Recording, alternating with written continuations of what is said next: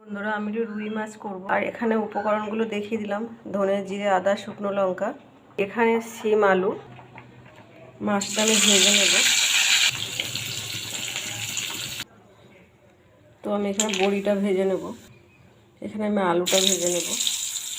দেখুন বন্ধুরা জিরে ফোড়ন, এখানে যে আমি মশলাটা পেস্ট করে রেখেছি ওটা দিয়ে দেবো।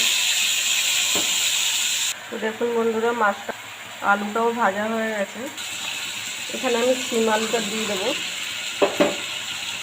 টমেটো কুচি। দেখুন বন্ধুরা এখানে আমি জলটা দিয়ে দেবো, এখানে নুন দিলাম একটু। তো দেখুন বন্ধুরা মাছটা আমার ভাজা হয়ে গেছে, এবার আমি ঝোলে দিয়ে দেবো মাছটার বড়িটা। দেখুন বন্ধুরা মাছের ঝোলটা আমার হয়ে গেছে, আমি একটু ধনে পাতা দেবো এখানে। তো দেখুন বন্ধুরা